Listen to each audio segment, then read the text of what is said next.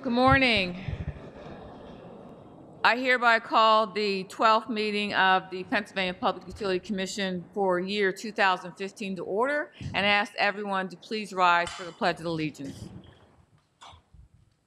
I pledge allegiance to the flag of the United States of America and to the republic for which it stands, one nation, under God, indivisible, with liberty and justice for all.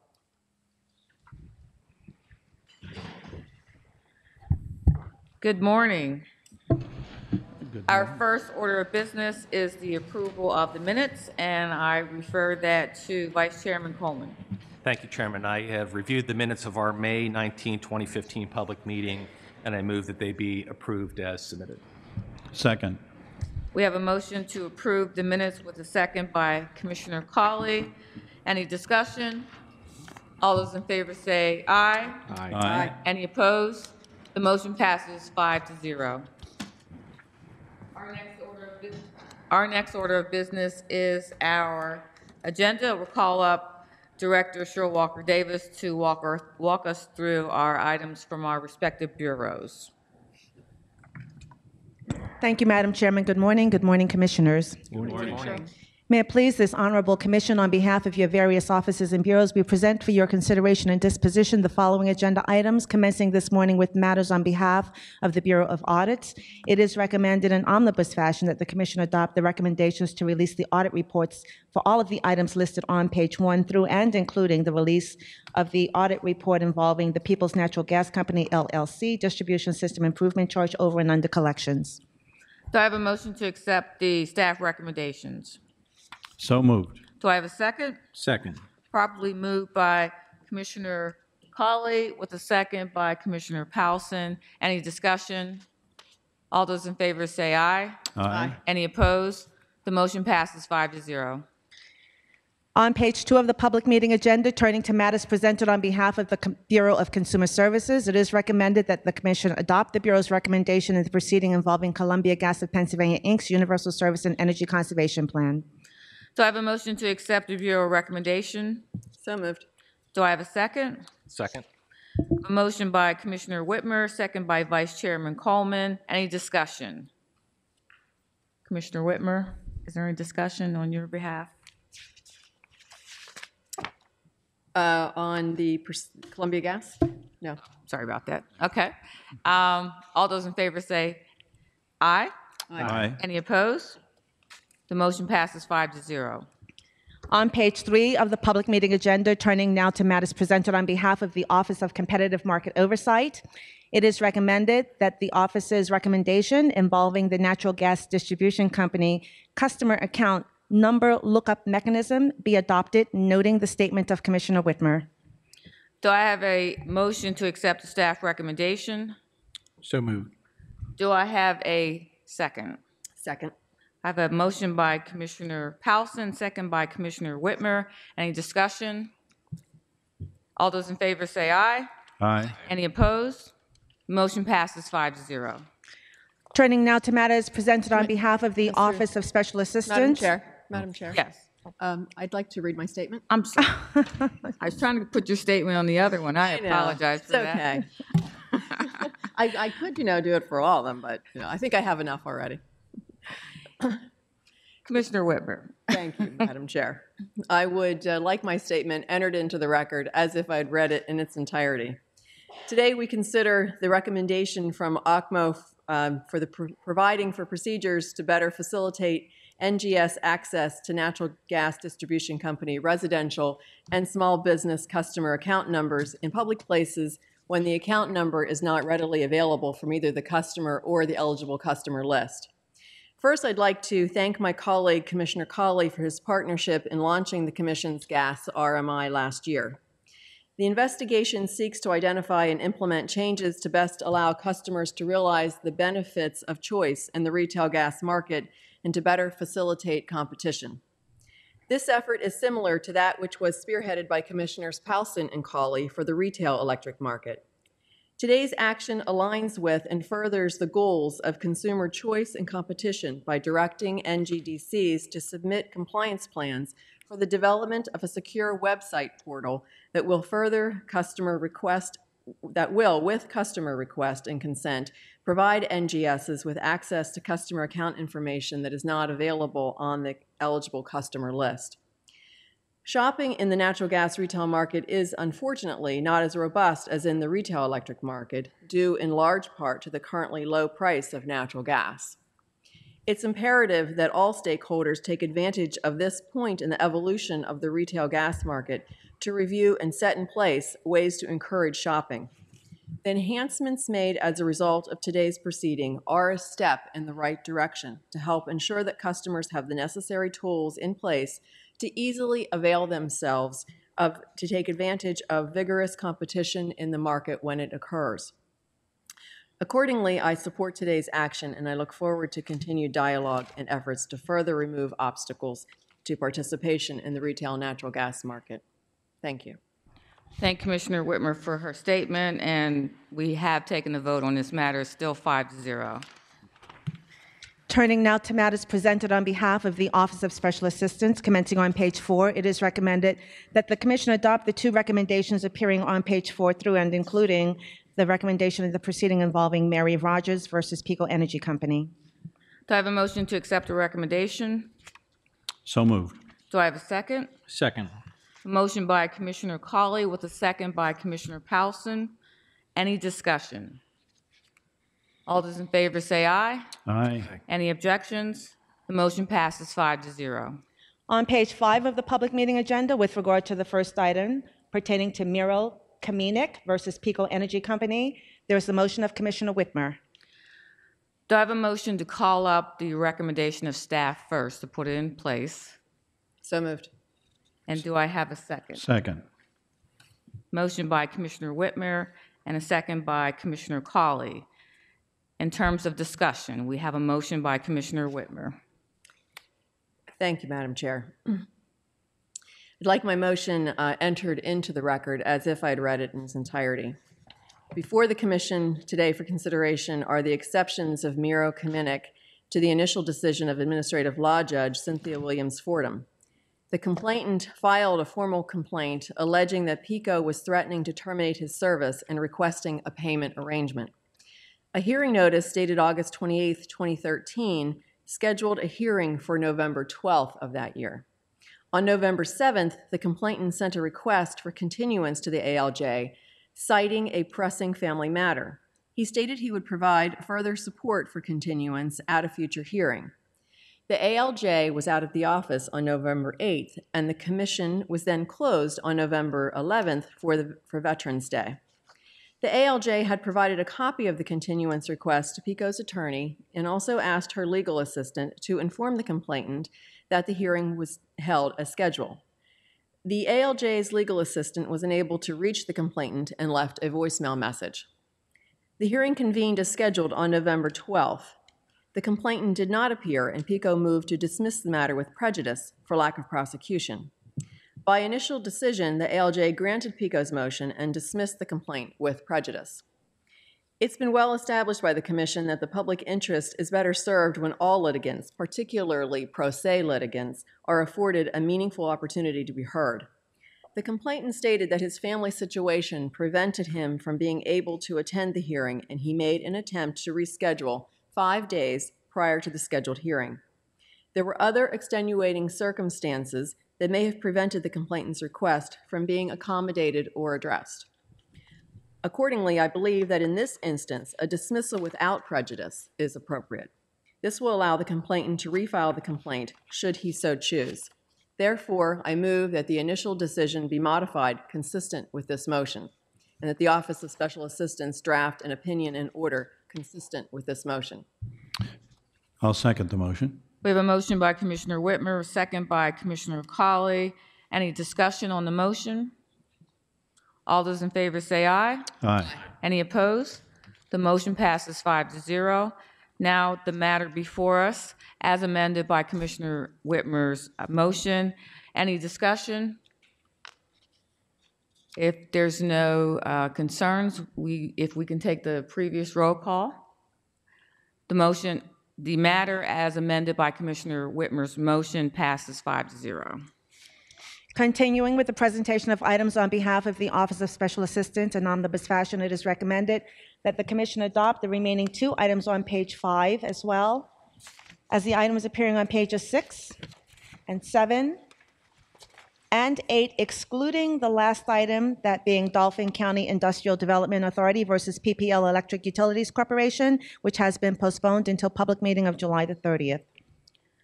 Do I have a motion to accept the staff recommendations? So moved. Do we have a second? Second. Motion by Vice Chairman Coleman, second by Commissioner Powelson. Any discussion? All those in favor say aye. Aye. Any opposed? The motion passes 5-0. With regard to matters presented on behalf of the Bureau of Technical Utility Services, again in omnibus fashion, it is recommended that the Commission adopt the items commencing with the recommendation and the application proceeding involving Birdsboro Heights Water Company, Inc. at the top of page 9, continuing with the remaining items on pages 9, 10, 11, 12, through the first item at the top of page 13 in the proceeding involving Pennsylvania Power Company's letter notification for approval of the Crandell Maple transmission line. Do I have a motion to accept the staff recommendations? So moved. I'll use one as a second. Commissioner Colley moves, Commissioner Whitmer seconds. Any discussion? No discussion. All those in favor say aye. Aye. Any opposed? The motion passes 5-0. It should be noted that the next item pertaining to the application of Sunesis LLC has been postponed until public meeting of August the 20th. It is recommended that the Commission adopt the recommendation in the next item pertaining to the Telcove Operations LLC security certificate. Do I have a motion to accept the staff recommendation? So moved. Do I have a second? Second. Motion by Commissioner Colley, second by Commissioner Powelson. Any discussion? All those in favor say aye. Aye. Any opposed? The motion passes 5-0. It is recommended that the staff recommendation in the proceeding involving the security certificate of Leather Stocking Gas Company LLC be adopted, noting the statement of Commissioner Whitmer. Do I have a motion to accept the staff recommendation? So moved. Do I have a second? Second. Motion by Commissioner Powelson, second by Vice Chairman Coleman. Discussion, Commissioner Whitmer. Thank you, Madam Chair. I would like this statement to also be entered into the record as if I'd read it in its entirety. Before the Commission is an order recommending approval of the security certificate of Leather Stocking Gas Company for the issuance of a commercial promissory note in the amount of over $5.6 million. Leather Stockings is Pennsylvania's newest natural gas utility. It is a startup company whose first full year of operations was just last year, and as such is looking to grow its reach by acquiring new customers in new territories. To accomplish this expansion, Leather Stocking requires substantial infusions of capital to meet its infrastructure development goals. With the current securities filing, the company proposes to issue debt to fund further infrastructure construction over the next several years. Notably, Leather Stocking projects that its customer base will expand from its 2014 year-end total of 160 customers to approximately 1,300 customers by 2020. As we are all aware, the Commonwealth sits on high-quality, abundant, game-changing fuel known as Marcellus Shale. I believe that we have a duty to extend the economic opportunity this resource represents to all Pennsylvanians who choose to avail themselves of this resource. Our approval today of the security certificate, which will be used to fund Leather Stocking's continued expansion, is another positive step in that direction. I applaud Leather Stocking for making additional investments in Pennsylvania and hope that the company continues to look for ways to expand their system to bring local gas to local customers. Thank you. Any further discussion? All those in favor say aye. Aye. Any opposed? The motion passes 5-0. Turning now to matters presented on behalf of the Law Bureau, it is recommended that the Commission adopt the staff recommendation in the first item at the top of page 14 with regard to the proposed policy statement regarding ill or injured exemption to common carrier by motor vehicle service. Do I have a motion to accept the staff recommendation? So moved. Do I have a second? Second. Motion by Commissioner Whitmer, second by Commissioner Powelson. Any discussion? All those in favor say aye. Aye. Any opposed? The motion passes 5-0. It is recommended that the commission adopt the staff recommendation involving the petition for stay or supersedious of the commission's order involving Lyft Inc. Do I have a motion to accept the staff recommendation? So moved. Do I have a second? Second. Motion by Commissioner Whitmer, second by Vice Chairman Coleman. Any discussion? Chairman, I wish to be recorded as concurring in the result only. Any further discussion? Yes, Madam Chair, I too would also like to be recorded as concurring in result only. Any further discussion? All those in favor say aye. Aye. Any opposed? The motion passes 5-0, noting that Commissioner Cawley and Commissioner Whitmer would like to be recorded as concurring in result only. It is recommended that the commission adopt the staff recommendation, the remaining recommendation on page 14 at the bottom in the proceeding involving Metropolitan Edison Company, Pennsylvania Electric Company, Pennsylvania Power Company, and West Penn Power Company's joint petition for additional temporary waiver of technical requirements, and that the commission adopt the first item at the top of page 5 involving the implementation of the Alternative Energy Portfolio Standards Act of 2004. Do I have a motion to accept the staff recommendations? So moved. Do I have a second? Second. Motion by Commissioner Cawley, second by Vice Chairman Coleman. Any discussion? All those in favor say aye. Aye. Any opposed? The motion passes 5-0. With regard to the next matter involving the telecommunications device distribution program pilot and the recommendation there appearing, it should be noted that the summary statement should be corrected. The last line of the summary should be corrected to say funding for phases 1 and 2 of the TDDP pilot. With that correction, it is recommended that the commission adopt the staff recommendation, noting the joint statement, your joint statement, Chairman, as well as Commissioner Whitmer. Do I have a motion to accept staff recommendation? So moved. Motion by Commissioner Whitmer, second by Commissioner Cawley, since they said it at the same time. Is there any discussion? I will call on Commissioner Whitmer. Thank you, Madam Chair. I would like our joint statement entered into the record as if I'd read it in its entirety. Before us today is a petition from the Pennsylvania Department of Labor and Industry's Office of Vocational Rehabilitation requesting that a pilot program be funded by the current Telecommunications Relay Service Fund. The proposed pilot seeks approval to fund a 2-year wireless telecommunications device distribution program pilot through the current TRS fund. The pilot would include 60 eligible participants receiving wireless devices over a 2-year period in accordance with the statutory criteria already in existence for the TDDP program. We applaud L&I, its Office of Vocational Rehabilitation, and Temple University through the Pennsylvania Institute of Assistive Technologies for continuously monitoring and identifying the communications needs of the communities that they serve. Their work directly results in Pennsylvania citizens who are deaf, hard of hearing, visually, or speech impaired being able to effectively communicate with their family, friends, medical providers, and emergency responders, and other individuals who are very important in their lives. As part of their effort and work, L&I and PIAT also continue to assess the impact and benefits that new technologies bring.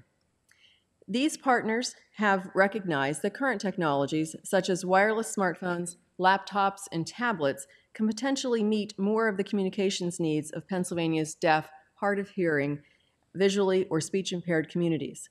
In addition, they have examined several states' programs that offer wireless device options through their TDDP programs. Last year, these key partners identified and informed the Commission of certain telecommunications equipment distributed under the TDDP program that became inoperable because of the technological advances in providing voice services through advanced technologies such as VoIP. We addressed the issue that new technologies can create by providing that IP-enabled wireline equipment should be made available to eligible participants as part of the current TDDP program because the current statutory language permitted such distribution. The petition before us today presents the same issue. The purpose of this pilot is, as well as the current TDDP program, is to provide specialized wireless telecommunications equipment to eligible Pennsylvanians who have disabilities that impede them from having independent access to telephone service or equivalent communication capabilities. Without the current program and the proposed pilot, certain citizens of our Commonwealth would be deprived of access to telephone and other communication services on an equivalent basis and could not have individual and personal interaction with people who are important to them. Chairman Brown and I agree with LNI and its key partners and the commenters in this proceeding that it's imperative that we address the needs of these citizens within our statutory mandate. Fortunately, we can do so under the current statutory framework. The statutory language that is key to our approval is this proposed pilot is found both in the definitions of a telecommunications device and telecommunications relay service. Moreover, today's action endorsing a pilot program is consistent with federal law requiring the FCC only to certify state programs that comply with federal law. This includes a federal mandate to avoid decisions that discourage or impair the development of improved technology to serve TRS consumers. So we are pleased to support the proposed pilot and look forward to its implementation so this Commission and the Office of Vocational Rehabilitation can learn how new technologies could further address the communication needs of the deaf, hard of hearing, visually, and speech-impaired communities. In addition, the proposed pilot will provide valuable knowledge on the costs and benefits of the limited distribution of wireless devices over this 2-year period. Further, the proposed pilot will provide information on whether any additional modifications are needed to the TDDP program or potentially to our current statutory language. Again, we commend our key partners in recognizing the great potential that new technologies can bring to addressing the communication needs of our deaf, hard of hearing, visually, or speech-impaired citizens. Therefore, we fully support the proposed pilot program. Thank you. Thank you, Commissioner Whitmer. Any further discussion? All those in favor say aye. Aye. Any opposed? The motion passes 5-0. Turning now to matters presented on behalf of the Office of Administrative Law Judge. Should be noted with regard to the first item, the agenda number should properly be reflected as 2290-911-ALJ. With that correction, in omnibus fashion, it is recommended that all three Administrative Law Judge recommendations appearing on page 16 be adopted by the Commission through and including the last one pertaining to UGI Central Penn Gas, Inc. Do I have a motion to accept the staff recommendations? So moved. Do I have a second? Second. Motion by Commissioner Whitmer, second by Commissioner Powelson. Any discussion? All those in favor say aye. Aye. Any opposed? Aye. Any opposed? Okay, I'm believing it passes 5-0 then. On page 17 of the public meeting agenda, with regard to the first item, E, McCauley versus Pennsylvania Electric Company, there is your motion, Chairman Brown. Do I have a motion to call up the staff recommendation? So moved. Do I have a second? Second. Motion by Commissioner Cawley, second by Commissioner Whitmer, and I'm going to turn it over to Vice Chairman Coleman to preside. Thank you, Chairman Brown. I'd like to recognize you for the purpose of your motion. Thank you. I ask that my motion be submitted in its entirety in the record, but I will summarize the motion. Before the Commission is the complainant of Mr. McCauley against Penelec alleging, among other things, reliability and quality problems with her electric utility service. Section 1501 of the code states that the utility shall furnish reasonable service and facilities. However, it is well known that this provision does not require perfect service. Consequently, any review of a reliability complaint involves a certain measure of subjectivity in the Commission's disposition. The record in this proceeding shows that the complainant experienced 9 momentary interruptions of service from December 20th through the 21st in 2013, a 21-minute outage on December 21st, and another outage on December 21st lasting 4 minutes. This is not the first time that this complainant has filed a complaint seeking relief from the Commission due to alleged service quality problems from this circuit. A previous complaint dealt with the outages lasting from 2 minutes to almost 10 hours. This previous complaint was correctly dismissed based on record evidence, including the fact that Penelec was planning to build a new transmission substation to address the reliability problems.